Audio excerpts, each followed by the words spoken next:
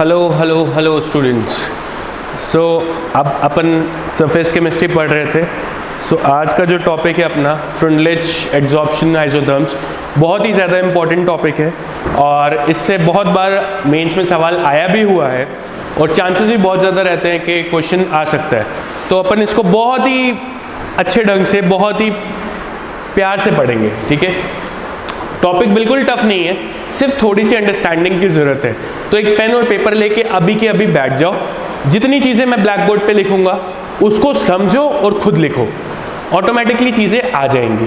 और एक बार चीज़ें आ गई फिर कोई दिक्कत ही नहीं है, बहुत ईजिली हम कर सकते हैं, ठीक है। तो हेडिंग डाल लेते हैं, फ्रिंडलिच एड्जॉर्प्शन आइसोथर्म्स। एक लाइन मैंने लिखी हुई है ब्लैक बोर्ड पे, ठीक है।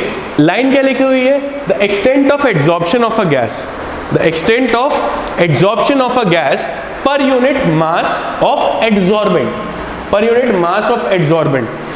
मतलब कहने का मतलब क्या है, देखते हैं। मतलब मान लो मेरे पास क्या है, ये एड्जॉर्बेंट है, ये क्या है, एड्जॉर्बेंट। और मेरे हिसाब से अब सबको पता होगा कि एड्जॉर्बेट और एड्जॉर्बेंट क्या होता है। नहीं पता तो पुराने वीडियोस को एक बार दोबारा देखना। एड्जॉर्बेंट और एड्जॉर्बेट का मैंने पूरा उसमें अच्छे से एक्सप्लेन कर रखा है, सॉल्यूट और सॉल्वेंट के रिस्पेक्टिवली, ठीक है। जो चीज़ बल्क में है वो एड्जॉर्बेंट है, जो आके इस पे स्टिक होगा इसके सरफेस पे वो एड्जॉर्बेट होगा, ठीक है। मैंने बोला ये एड्जॉर्बेंट है, ठीक है, ओके, कोई दिक्कत नहीं। इस पे कोई एड्जॉर्बेट आया, एड्जॉर्बेट यहाँ पे क्या है, गैस मॉलिक्यूल है, ठीक है। लिखा हुआ the extent of adsorption of gas, gas molecules आए और इसके सरफेस पे लगना शुरू हो गए, इसके सरफेस पे लगना शुरू हो गए। मैंने क्या किया, प्रेशर था, प्रेशर मैंने बढ़ाया। प्रेशर बढ़ाने से क्या हुआ, जितने मॉलिक्यूल्स थे वो पास पास आए और लगना शुरू हो गए, ठीक है। किसके? एड्जॉर्बेंट के सरफेस पे, एड्जॉर्बेंट के सरफेस पे। मैंने मान लिया एड्जॉर्बेंट का मास क्या है, m है। एड्जॉर्बेंट का मास क्या है, m है। और ये जो एड्जॉर्बेट आया, ये जो एड्जॉर्बेट आया, ये कितना आया, ये x आया। ये अमाउंट ऑफ एड्जॉर्बेट है, अमाउंट ऑफ एड्जॉर्बेट है, अमाउंट ऑफ एड्जॉर्बेट है। और इसका जो रेशियो है मींस x/m, x/m जो रेशियो है वो क्या है बच्चों, वही है तुम्हारा एक्सटेंट ऑफ एड्जॉर्प्शन। क्या है वो? Extent of adsorption, extent of adsorption. यही क्या है, extent of adsorption. Extent of adsorption का देखा जाए तो भाई सिंपली x पे डिपेंड कर रहा है। जितनी स्पीड से जितने ज्यादा मॉलिक्यूल्स x के ऊपर आ जाएंगे, लग जाएंगे, उतने ही ज्यादा एक्सटेंट ऑफ एड्जॉर्प्शन हो जाएगा। x/m फैक्टर है, लेकिन x के तो डायरेक्टली हो गया ना, x/m के डायरेक्टली प्रोपोर्शनल हो गया। सिंपली भाषा में तो x/m के डायरेक्टली प्रोपोर्शनल प्रेशर है। ये ऊपर वाली लाइन का मतलब है फ्रिंडलिच एड्जॉर्प्शन आइसोथर्म्स। जो साइंटिस्ट ने डिस्कवर किया, लास्ट लेक्चर में जो हमने ग्राफ पे छोड़ा था वो एक कांस्टेंट ग्राफ आया था, वो एक कांस्टेंट ग्राफ आया था, अमाउंट ऑफ एड्जॉर्ब N2 और प्रेशर का ग्राफ बनाया था। उसी के अकॉर्डिंग, उसी से रिलेटेड फिर से हमें किसका ग्राफ बनाना है, फिर से हमें एक्सटेंट ऑफ एड्जॉर्प्शन का इस बार ग्राफ बनाना है। किसका ग्राफ बनाना है बच्चों? इस बार जो हमें ग्राफ बनाना होगा वो x/m का वर्सेस किसका बनाया होगा, प्रेशर का। पहले अभी बनाया था तो अमाउंट ऑफ N2 एब्जॉर्ब था, वो क्या था, एक वॉल्यूम टर्म में था, वो एक वॉल्यूम टर्म में था, ठीक है। यहां पे भी ग्राफ कुछ वैसा ही होगा। ये भी क्या है, ये भी तो वही है, amount of adsorbate divided by mass of adsorbent, amount of adsorbate divided by mass of adsorbent, जिसको हम क्या बोलते हैं, एक्सटेंट ऑफ एड्जॉर्प्शन। कितना एड्जॉर्प्शन हुआ, कितना एड्जॉर्प्शन हुआ। पहले जो हमने ग्राफ बनाया था तो वही तो हमने बनाया था, कितनी गैस एड्जॉर्ब हुई। Graph will be same, graph will be same. Graph कैसा आया था हमें याद है, ग्राफ कैसा आया था, जो हमें याद है वो कुछ ऐसा आया था, ठीक है। और वो क्या था, एक फिक्स टेम्परेचर में था, जैसे 213 केल्विन फॉर एग्जांपल। तो इसीलिए टेम्परेचर फिक्स मतलब क्या है, आइसोथर्म्स है। तो ये क्या है, फ्रिंडलिच एड्जॉर्प्शन आइसोथर्म, मतलब ये जहां पे भी होंगे किस पे होंगे, फिक्स्ड या कांस्टेंट टेम्परेचर की बात हो रही है। टेम्परेचर क्या रख रहे हैं हम, कांस्टेंट। टेम्परेचर हम क्या रखेंगे बच्चों? कांस्टेंट रखेंगे, कांस्टेंट रखेंगे। ये हमारा बेसिक प्रिंसिपल है, ये हमारा बेसिक प्रिंसिपल है कि x/m जो होगा वो डायरेक्टली प्रोपोर्शनल होगा किसके? प्रेशर के। डायरेक्टली प्रोपोर्शनल किसके होगा? प्रेशर के। चाहो तो इस चीज में कुछ एक स्क्रीनशॉट ले लो, फटाक से स्क्रीनशॉट ले लो, तुरंत नेक्स्ट पे मूव करते हैं। 3, 2, 1 ओके, आई थिंक अब तक तो ले लिया होगा स्क्रीनशॉट। चलो फिर सीधा इस ग्राफ को थोड़ा बड़े पे प्लॉट करके देख लेते हैं भाई, ग्राफ को प्लॉट करके देख लेते हैं। आ जाओ, एक थोड़ा बड़ा ग्राफ बनाते हैं, अपने को अब समझना है अच्छे से। यहाँ पे क्या लिखेंगे? प्रेशर एक्स एक्सिस पे और x/m के y एक्सिस के अलॉन्ग प्लॉट करेंगे। ये अपनी y एक्सिस है और ये x एक्सिस, ठीक है? ओके, सो ग्राफ किसके लिए? एक फिक्स्ड टेम्परेचर, फिक्स्ड टेम्परेचर के लिए है। टेम्परेचर एक कांस्टेंट है, टेम्परेचर वेरी नहीं कर रहा। ये ग्राफ आता कैसे है? ये ग्राफ कैसे आता है? ग्राफ को पहले मैं एक बार बना के दिखाता हूँ, फिर पूरा एक्सप्लेन करूँगा ये ग्राफ ऐसा क्यों होता है, ठीक है? ये ग्राफ ऐसा क्यों होता है, मैं पहले ड्रॉ कर रहा हूँ, ग्राफ देखना पहले।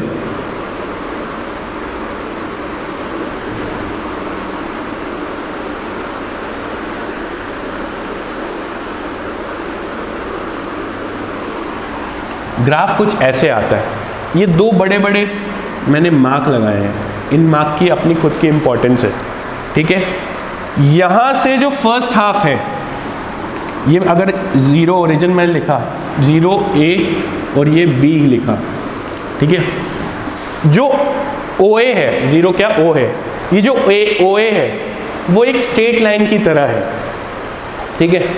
हमारा रूल क्या कह रहा था? जो एक्सटेंट ऑफ एब्जॉर्प्शन है x/m वो किसके डायरेक्टली प्रोपोर्शनल है? प्रेशर के। x/m जो है डायरेक्टली प्रोपोर्शनल किसके होगा? प्रेशर के, ठीक है? x/m जो डायरेक्टली प्रोपोर्शनल है प्रेशर के, यही हमारा फ्रिंडलिच एब्जॉर्प्शन आइसोथर्म कहता है, ठीक है? अब वो प्रेशर के कैसे होगा वो अपन को देखना है। तो क्या होता है जब हम लो प्रेशर एरिया की बात कर रहे हैं, ये क्या है? ये एरिया क्या है? पूरा ये लो प्रेशर एरिया है, low pressure area. Low pressure area की जब अपन बात करते हैं तो ये डिपेंडेंस कैसी होती है? x/m जो होगा वो डायरेक्टली प्रोपोर्शनल होगा p⁻1 के। x/m जो होगा वो डायरेक्टली प्रोपोर्शनल होगा p⁻1 के, p⁻1 के। ये स्टार्टिंग है लो प्रेशर एरिया। ये क्या लाइन आ रही है? स्ट्रेट लाइन आ रही है, ठीक है? क्या आ रही है? ये एक स्ट्रेट लाइन आती है। तो अगर मैं इसकी बात करूं p⁻1 वाले केस की, केस 1 की, मतलब ये लो प्रेशर की बात है, तो ये ग्राफ कैसा आ रहा है? स्ट्रेट लाइन आ रहा है पासिंग थ्रू ओरिजिन। मतलब x/m is equal to kp1, kp लिख सकते हैं direct, y is equal to क्या? mx। तो ये किसके होती है ग्राफ? स्ट्रेट लाइन का पासिंग थ्रू ओरिजिन। तो ये OA जो है ये क्या है? स्ट्रेट लाइन आ रही है। OA क्या है? स्ट्रेट लाइन आ रही है। और ये कैसे रिप्रेजेंट कर रहा है? ये प्रेशर के डायरेक्टली प्रोपोर्शनल है, प्रेशर के डायरेक्टली प्रोपोर्शनल है। अब इसके बाद वाला एरिया जो है, जो अपना AB वाला एरिया है, ये क्या है? मॉडरेट प्रेशर एरिया है। क्या है? Moderate pressure area. यहाँ पे प्रेशर मॉडरेट है। और ये क्या कर रहा है? ये स्ट्रेट लाइन एक्चुअली में नहीं है, ये लाइन स्ट्रेट होते होते कर्व हो रही है, टिल्ट हो रही है। इस पे जो एक्सप्रेशन आता है उस पर भी हम थोड़ी देर में बात करते हैं। पहले हाई प्रेशर का उससे पहले देखते हैं। हाई प्रेशर एरिया की बात करते हैं, जो बियॉन्ड बी हो रहा है, हाई प्रेशर की बात करते हैं। जब प्रेशर बहुत ज़्यादा लगा दिया अपन ने, ठीक है, बहुत ज़्यादा प्रेशर लगाते गए, बहुत एक्सट्रीम में लगा दिया। स्टार्टिंग में क्या हुआ? हमारे पास एड्जॉर्प्शन के लिए ये सरफेस था, एड्जॉर्प्शन के लिए हो रहा था, अब भाई सरफेस पे तो सारा एड्जॉर्प्शन हो गया, अब उसके ऊपर प्रेशर लगा रहे हैं तो कोई एड्जॉर्प्शन हो नहीं रहा। इन शॉर्ट पता है वो क्या आया है, जैसे हमने क्या पढ़ा था कि ये कर्व ऐसे कब आ रहे थे स्ट्रेट। अभी रिसेंटली हमने एक केमिकल इक्विलिब्रियम पढ़ा है जिसमें हमने क्या पढ़ा है कि जब कोई चीज इक्विलिब्रियम पे आ जाती है तो उसकी कंसेंट्रेशन के ग्राफ क्या हो जाते हैं, कांस्टेंट। तो वैसे ही देखा जाए तो x/m जो अमाउंट ऑफ एड्जॉर्बेट जो एब्जॉर्ब हो रहा है वो क्या हो गया है, कांस्टेंट। तो कहीं ना कहीं वो मतलब इक्विलिब्रियम पे आया हुआ है। इक्विलिब्रियम का मतलब सुनना, बहुत प्यार से समझना। मैंने प्रेशर इस पे बढ़ाया, प्रेशर इस पे बढ़ाया, प्रेशर बढ़ाने से क्या हुआ, एक मॉलिक्यूल आके यहां पे चिपका। अगर एक चिपका तो साइमल्टेनियसली एक हट गया, मतलब अगर एडजॉर्प्शन हुआ तो साइमल्टेनियसली डिजॉर्प्शन भी होएगा। मतलब अगर हाई प्रेशर की मैं बात कर रहा हूं, हाई प्रेशर में एडजॉर्प्शन इक्विलिब्रियम में होगा किसके, डिजॉर्प्शन। और ये जो पर्टिकुलर बी पे जो प्रेशर है इसको मैं पीएस बोल रहा हूं, इसको बोलते हैं सैचुरेशन प्रेशर। सैचुरेशन प्रेशर मतलब इससे ऊपर प्रेशर जब जितना भी लगा ले कोई चेंज नहीं आएगा, एडजॉर्प्शन होगा ही नहीं। मतलब रेट ऑफ एडजॉर्प्शन और रेट ऑफ डिजॉर्प्शन क्या हो जाएगा, इक्वल हो जाएगा। जितना अमाउंट में एडजॉर्प्शन होगा उतना ही डिजॉर्प्शन भी होगा। ठीक है, तो कंसेंट्रेशन पे कोई चेंज नहीं पड़ेगा, वो एक फिक्स्ड आ गई। x/m जो वैल्यू है, अमाउंट ऑफ एड्जॉर्बेट है, वो क्या हो गया, फिक्स्ड हो गया। हाई प्रेशर की बात हो रही है यहाँ पे बच्चों, हाई प्रेशर की। हाई प्रेशर पे कुछ ऐसा हमें सीन देखने को मिलेगा। कर्व कैसा आएगा, स्ट्रेट लाइन। और ये क्या प्रेशर पे अब डिपेंड कर रहा है, भाई कितना भी प्रेशर कर ले अब कोई फर्क ही नहीं पड़ रहा है, क्योंकि एक लिमिट के बाद क्या हुआ है, जितना प्रेशर हमने बढ़ाया वो इक्विलिब्रियम पे आ गया। अब प्रेशर को कुछ भी करें तो फर्क नहीं पड़ रहा है। तो ये कैसे डिपेंड कर रहा है, x/m is directly proportional to pressure to the power 0 हो गया। मतलब ये एक कांस्टेंट हो गया। Something to the power 0 is 1, मतलब p टू द पावर 0 तो 1 होगा, सबको पता है ना ये बात। ठीक है, तो इसकी डिपेंडेंसी प्रेशर पे, मतलब हाई प्रेशर की बात करें तो वो खत्म हो गई। क्यों खत्म हुई, समझ में आई। एक और एग्जाम्पल से अपन समझ सकते हैं अगर चाहें तो। चलो मैं यहाँ पे कहीं बनाता हूँ, जैसे हमारे पास यहाँ पे बनाता हूँ, दिख रहा होगा एक वेसल है, ठीक है, ये एक पिस्टन है, इस पे मैं प्रेशर लगा रहा हूँ। नीचे क्या है, मेरे पास एक सरफेस है छोटा सा, और यहाँ पे क्या है, मॉलिक्यूल्स हैं गैस के। ठीक है, पिस्टन से मैंने प्रेशर थोड़ा सा लगाया, पिस्टन से प्रेशर लगाया तो मॉलिक्यूल्स क्या हुए, सरफेस पे आ गए। ये मैंने जो ब्लैक से बनाया है बच्चों, ये स्टार्टिंग फेस है। इसके बाद अब मैं इसको ब्लू से बनाऊंगा। ब्लू का मतलब है पिस्टन की पोजीशन अब क्या आ गई, कहीं यहाँ पे पिस्टन की पोजीशन आ गई। अब नीचे आ गया पिस्टन, भाई पिस्टन प्रेस हो गया तो इसके क्या हुए, मॉलिक्यूल सरफेस पे स्टिक हो गए। मॉलिक्यूल सरफेस पे स्टिक हो गए। अब पिस्टन को अगर मैं और भी दबाऊं तो एक लिमिट अचीव कर ली, सैचुरेशन पॉइंट आ गया। अब क्या होगा, अगर मैंने और प्रेशर लगाया तो इससे एक मॉलिक्यूल अगर आके अटैच होगा तो साइमल्टेनियसली एक क्या होगा, डिटैच होगा। ये इक्विलिब्रियम स्टेट पे आ गया। और ये प्रेशर कौन सा प्रेशर है, पीएस सैचुरेशन प्रेशर जिसको हम बोल रहे हैं। ठीक है, इतनी बात क्लियर हुई। अब बीच की बात आई, मॉडरेट प्रेशर में क्या होगा। भाई लो प्रेशर में कैसे डिपेंड कर रहा था, x/m डायरेक्टली प्रोपोर्शनल किसके था, p टू द पावर 1 के। लास्ट में प्रेशर पे था ही नहीं, इंडिपेंडेंट ऑफ प्रेशर था। अगर हम बीच की बात करें मॉडरेट प्रेशर की, तो वो डिपेंड करता है x/m is directly proportional to p to the power 1/n। अब ये भाई 1/n है क्या, ये 1/n है क्या। लॉजिकली सोचें, अगर हम n की वैल्यू 0 रख दें, n की वैल्यू इनफाइनाइट रख दें, n की वैल्यू इनफाइनाइट रख दें, मतलब मैक्सिमम रख दी। इनफाइनाइट का मतलब क्या हो गया, n की वैल्यू इनफाइनाइट मतलब 1/n कितना हो गया, 0। 1/n 0 मतलब केस कहाँ पे पहुंच गए, यहाँ पे। मतलब n की वैल्यू अगर मैक्सिमम कर देंगे तो हम हाई प्रेशर रेंज में पहुंच जाएंगे। कहाँ पहुँच जाएंगे, हाई प्रेशर। और एन की वैल्यू अगर मिनिमम रखें, जैसे 1 रखें, एन की वैल्यू 1 रखें, तो हम कहाँ पहुँच जाएंगे, लो प्रेशर वाले एरिया में पहुँच जाएंगे। तो ये कहीं ना कहीं हमें जनरलाइज दिया हुआ है, कुछ ये जनरलाइज फॉर्म दिया हुआ है, इसी से हमने ये दोनों बनाए हैं। मतलब अगर हमारे पास general x by M is directly proportional to p to the power 1 by n दिया है, तो यहाँ पे अगर हमें n पता है तो हम ऑटोमेटिकली हर एक चीज कर सकते थे, लो प्रेशर हाई प्रेशर बताने की जरूरत ही नहीं थी। मॉडरेट का मतलब क्या है कि जो प्रेशर की पावर है जो प्रेशर की जो पावर है, प्रेशर की जो पावर है उसकी रेंज क्या है, मिनिमम क्या है, 0 है, और मैक्सिमम क्या है, 1 है। 0 है और 1 है, और 0 और 1 के बीच में अगर कोई चीज मेरे को नंबर चाहिए मैथमेटिक्स के हिसाब से, तो वो क्या होगा, 1 बाय n ही होगा, where n is an integer. वो 1 बाय 2 हो सकता है, 1 बाय 3 हो सकता है, 1 बाय 4 हो सकता है, 1 by 5, 1 by 6, 1 by up to बहुत ज़्यादा नंबर हो सकते हैं। वो सारे के सारे 0 to 1 पे ही तो आएंगे, वो सारे के सारे 0 to 1 में तो आएंगे, और वो ही इस पर्टिकुलर ग्राफिकल रिप्रेजेंटेशन में जो p की पावर 1 बाय n है उसको रिप्रेजेंट करेगा।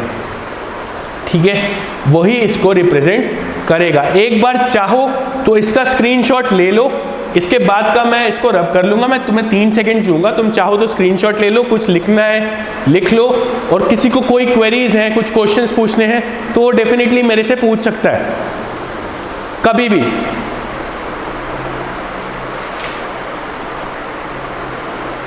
ओके बच्चों, नोट हो गया?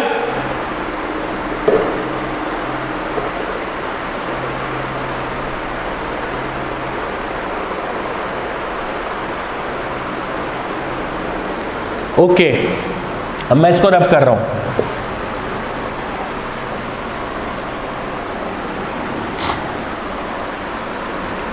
यहां n क्या क्या वैल्यू ले सकता है, n क्या क्या वैल्यू ले सकता है, पूरा रब कर रहा हूं मैं।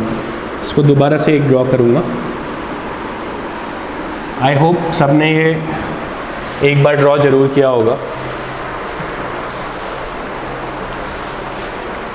अगर मैं देखूं x by M, intermediate pressure की बात कर रहा हूं, इंटरमीडिएट प्रेशर की मैं बात कर रहा हूं। x by M is directly proportional to p to the power 1 by n। n क्या है, इंटीजर है। क्या n कुछ भी वैल्यू ले सकता है? क्या n कुछ भी वैल्यू ले सकता है? नहीं भाई, n भी कुछ ना कुछ रिस्ट्रिक्शन n के भी हैं, कुछ ना कुछ रिस्ट्रिक्शन n के भी हैं। n कुछ भी वैल्यू नहीं ले सकता, n होल नंबर वैल्यू ले सकता है, लेकिन वो किस पे डिपेंड करेगी, n की जो वैल्यू है वो किस पे डिपेंड करेगी कि हमारे पास एडजॉर्बेट और एडजॉर्बेंट कैसा है, हमारे पास एडजॉर्बेट और एडजॉर्बेंट कैसा है। मतलब n की वैल्यू किस पे डिपेंड करेगी, नेचर ऑफ एडजॉर्बेट और एडजॉर्बेंट दोनों पे n की वैल्यू उस पर भी डिपेंड करेगी। ठीक है, लेकिन अगर हम जनरल केस की अपन उससे बात करें तो हमारे पास दो इक्वेशन थी। लो प्रेशर पे क्या थी, x by M directly proportional to p to the power 1 by n की जगह सिर्फ 1 था मतलब, और हाई प्रेशर पे क्या थी, hp पे x by M directly proportional to p to the power 0। मतलब अगर मेरे को 1 लाना है तो n की वैल्यू यहाँ कितनी रखनी पड़ेगी, 1, और यहाँ पे कितनी रखनी पड़ेगी, इनफाइनाइट। तो 1 अपॉन इनफाइनाइट 0 हो जाएगा। तो देखा जाए तो n की वैल्यू क्या आ रही है, n की एक रेंज आ रही है 1 से कहाँ तक, 1 से बड़ा होना चाहिए कि छोटा होना चाहिए, 1 से बड़ा होना चाहिए, और इनफाइनाइट तक ये एक रेंज आ रही है, ये एक रेंज आ गई। n की वैल्यू 1 से बड़ी होगी और इनफाइनाइट तक होगी 1 या 1 से बड़ी और इनफाइनाइट तक। ठीक है, इनफाइनाइट तक, ठीक है, इंक्लूडिंग दैट, वो इसलिए मैंने इक्वल टू भी लगा दिया। इतनी चीज क्लियर हो गई, इतनी चीज क्लियर हो गई। ओके, तो बेसिकली जो हमारे पास ग्राफ आया, बेसिकली जो हमारे पास ग्राफ आया था, मैं ग्राफ को एक शॉर्ट वर्जन में ड्रॉ कर रहा हूँ। सब लोग चाहो तो पहले खोल के उसको वापस से ड्रॉ कर सकते हो।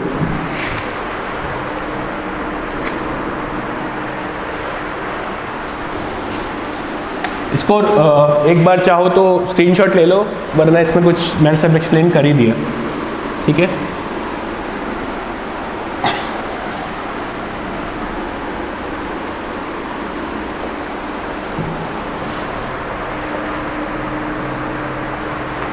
लो प्रेशर हाई प्रेशर का तो अपन को क्लियर हो ही गया। अब देखते हैं कि अपन को पूरे आइसोथर्म से क्या इंटरप्रेट होता है। तो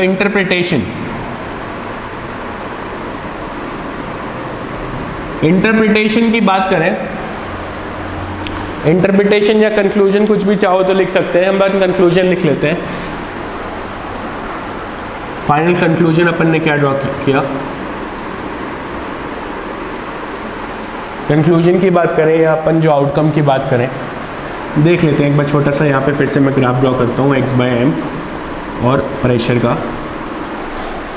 स्टार्टिंग में ऐसे जा रहा था, फिर थोड़ा टिल्ट होके ऐसे हो गया। ये 1 पॉइंट, ये 2 पॉइंट, ये PS सैचुरेशन प्रेशर की बात कर ली। ये x directly proportional to P 1/n, x directly proportional to P to the power 0, x/m हर जगह है, x/m directly proportional to P। ये तीनों, ये है लो प्रेशर, ये है इंटरमीडिएट प्रेशर और ये हाई प्रेशर। ये अपन ने ग्राफ बनाया, ठीक है, चीज़ें पढ़ी। तो कंक्लूजन का क्या है, पहला पॉइंट अगर देखें, पहला पॉइंट अगर लो प्रेशर की बात करें, वही चीज़ जो मैंने अभी बोली। ग्राफ कैसा है, graph is straight line. Starting का जो लो प्रेशर में है straight line, graph is straight line. और इक्वेशन क्या है, x/m is equal to kp, x/m is equal to kp। इसका स्लोप क्या होगा, k, ठीक है, y is equal to mx के हिसाब से। सेकंड की बात करें, अगर हाई प्रेशर की बात करें तो ग्राफ कैसा है, graph is parallel to x axis. और ये दिख भी रहा है, x/m क्या है, एक कांस्टेंट है। x/m कांस्टेंट मतलब स्ट्रेट अवे पैरेलल टू क्या होगा, x एक्सिस ही होगा। ये भी हमें दिख रहा है, ठीक है। थर्ड चीज हम देखें, इंटरमीडिएट प्रेशर की बात करें। इंटरमीडिएट,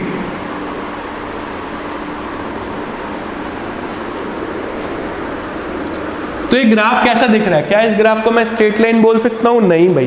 क्या इस ग्राफ को मैं कोई कर्व बोल सकता हूँ, हाँ कर्व बोल सकता हूँ, लेकिन कर्व कैसा कर्व है, कर्व भी कैसा कर्व है, क्या ये डिपेंड किस पे कर रहा है, n की वैल्यू पे, n की वैल्यू पे। और n की वैल्यू फर्दर किस पे डिपेंड कर रही है बच्चों, जो अपना नेचर ऑफ एडजॉर्बेट है या एडजॉर्बेंट है। और ये 1 से इनफाइनाइट के बीच में कहीं थी, 1 से इनफाइनाइट के बीच में ही कहीं थी, ठीक है। इंटीजर वैल्यू 1 से इनफाइनाइट के बीच में है, लेकिन डिफरेंट एब्जॉर्बेंट्स के लिए वो वेरी कर सकती है। तो पीछे मैंने एक होल नंबर लिखा था, मतलब 0 है। तो कुछ सीवियर केसेस के लिए वो हो सकती है, कुछ एक्सट्रीम केस में होती है, लेकिन जनरल ये ट्रेंड हमने इसलिए देखा लो प्रेशर और हाई प्रेशर के। तो इनके कहीं जो पावर थी 1/n, जो पावर आ रही थी, वो वेरी किस में कर रहा है, 1/n की मतलब बात करें तो n की वैल्यू 0 ले तो इनफाइनाइट हो रहा है, वो तो अपन नहीं कर सकते। लॉजिकली देखें तो जो पावर पे आ रहा है 1/n है, ये p to the power 1/n। तो अगर मैं n 0 रख दूँ तो ये p to the power infinite हो जाएगी, p to the power infinite होगी, इनडिटर्मिनेट फॉर्म काइंड ऑफ चीज़ आएगी। लेकिन अपने को मिनिमम अगर 1 रखें तभी अपने लिए फेवरेबल है। 1 से फिर अगर ऐसे कर करके बात करेंगे, मतलब 2, 3, 4, 1/n की वैल्यू, तो मिनिमम अपन क्या रख सकते, मैक्सिमम अपन क्या रख सकते हैं 1, मिनिमम 0, मिनिमम 0 नहीं भाई। 0 में फिर से वही मैं आपको बता रहा हूँ कि प्रॉब्लम है, जहाँ 0 रखेंगे इनफाइनाइट आ जाएगी, यह इनफाइनाइट है, ये एक्सट्रीम केस पे चला जाएगा। होती है, मैं नहीं कह रहा नहीं होती, होती है केस के लिए, लेकिन वो अपने सिलेबस में फिलहाल के लिए चीज़ें नहीं है, ठीक है। इनफाइनाइट भी आ सकती है, लेकिन अपने को क्या इसकी एक रेंज पता है, वो क्या है, 1 से इन्फिनिटी चाहिए, 1 से इनफाइनाइट ही होती है। इनफाइनाइट रखेंगे तो कितनी हो जाएगी, इनफाइनाइट रखेंगे तो कितनी हो जाएगी, 0, बिल्कुल ठीक है, p टू द पावर 0 हो जाएगा। 1 रखेंगे तो p टू द पावर 1 हो जाएगा, बिल्कुल ठीक है। तो ये हमें पता है कि पावर को किस में वैरी करना है, 0 से 1 के बीच में था, जो भी मैंने एक्सप्लेन किया आपको, तो उसी में अभी हम वैरी करेंगे। कुछ आखिरी जब हम थोड़े दिनों बाद कुछ क्वेश्चंस लेंगे उसमें कुछ इसकी वेरिएशन ज़्यादा होगी, लेकिन इसमें क्वेश्चंस आते कैसे, मैं आपको एक बार फिर से बता दूं, ये ग्राफ कैसे चल रहा है, कैसे वेरी होता है। पहले किससे होता है, p टू द पावर 1 से स्ट्रेट लाइन चढ़ता है, फिर घूमता है, थोड़ा सा टिल्ट होता है, फिर एक कांस्टेंट हो जाता है पैरेलल टू x एक्सिस पे, ठीक है। ये ऐसे आइसोथर्म्स को क्या बोलते हैं, फ्रंटलेज आइसोथर्म्स। और ये याद रखना, ये एक कांस्टेंट टेम्परेचर पे ही के लिए ही होते हैं, ये कांस्टेंट टेम्परेचर के लिए ही होते हैं, ठीक है, ओके। इसके अलावा एक और अपने पास एक ग्राफ बनाने को आएगा, एक और ग्राफ बनाने को आएगा, वो भी अपन बनाते हैं। एक और ग्राफ बनाने को आता है, वो ही पता होना चाहिए, और वो बहुत इजी है, उस ग्राफ में भी कुछ नहीं करना।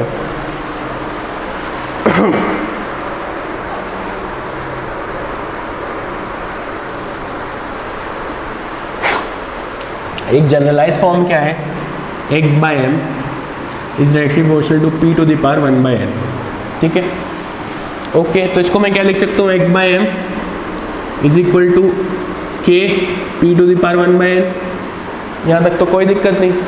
तो अगर मैं, ये इंटरमीडिएट प्रेशर की बात है,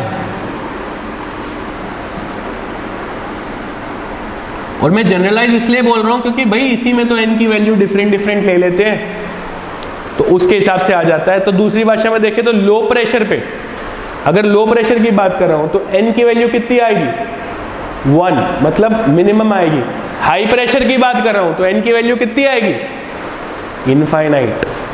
n की वैल्यू लो प्रेशर पे कम होगी और हाई प्रेशर पे n की वैल्यू ज्यादा होगी, ठीक है, वो भी इससे अपन इन्फ्रेंस कर रहे हैं। तो चलो इसको देख रहे हैं, जनरल इक्वेशन की तरह मैं यूज कर रहा हूँ फिलहाल के लिए, जनरल। इंटरमीडिएट लिख दिया क्योंकि इंटरमीडिएट से ही अभी एक्सप्लेन किया है। जनरल इक्वेशन की तरह दोनों साइड में क्या कर रहा हूँ, लॉग ले रहा हूँ। तो log x by m is equal to log A B क्या होता है, log A plus log B, तो log k plus log p to the power 1 by n। तो log x by m is equal to 1 upon n बाहर आ जाएगा, 1 upon n बाहर आ जाएगा, log p हो जाएगा। इसको लिख सकता हूँ 1 upon n log p plus log k। अगर मैं अब ग्राफ प्लॉट करूँ, ग्राफ प्लॉट किसका कर रहा हूँ, log x by m versus log p का, log x by m versus log p का ग्राफ प्लॉट कर रहा हूँ। ये अपना क्या है, y एक्सिस, ये क्या है, x, और ये c, ठीक है। c क्या है, y इंटरसेप्ट log k, तो ये क्या होगा, वैल्यू log k। और ये ग्राफ कैसा होगा, straight line with the slope positive which is 1 by n। Slope क्या है, 1 बाय n, और ये क्या है, पॉजिटिव है। अगर वहाँ पे शायद ये नीचे आ रहा है तो मैं इसको थोड़ा और ऊपर करके बना दूँ। ये लॉग पे अगर क्लियर नहीं दिख रहा होगा तो इसको मैं थोड़ा ऐसे बना देता हूँ, अब शायद दिख रहा होगा, ठीक है बच्चों। इतनी चीज़ क्लियर हुई। तो ये ग्राफ भी अपन कर सकते हैं, और बस लॉग ही लेना था, उसमें ज़्यादा कुछ ना नहीं, इसको जनरल फॉर्म में कंसिडर करके। तो ये बात थी फ्रंटलेज आइसोथर्म्स की, ठीक है, ये बात थी फ्रंटलेज आइसोथर्म्स की। क्वेश्चन इसमें कैसा आता है, मैंने आपको बताया कि वो पर्टिकुलरली डिस्क्राइब करेगा कि ये चीज़ें इसमें हो रही हैं, तो ये कौन सा आइसोथर्म्स है, तो हमें बताना है कि फ्रंटलेज है कि नहीं है। इसके अलावा अपन आज की क्लास में इतना ही पढ़ेंगे, आगे के टॉपिक अपन नेक्स्ट क्लास से उठाएंगे। बस एक ही चीज़, एक रिक्वेस्ट है, या आपको ये मानना ही पड़ेगा, इनफैक्ट यही बोलना पड़ेगा कि घर पे जो भी पढ़ रहे हो ना, इसको मतलब लाइटली मत लो, ठीक है। हमें 15 तक अभी हमारे पास टाइम है, सो इसको अच्छे से यूज़ करो। जो भी चीज़ें पढ़ाई जा रही हैं, इस वीडियो में कुछ ना समझ में मेरे से पूछो, अब और भी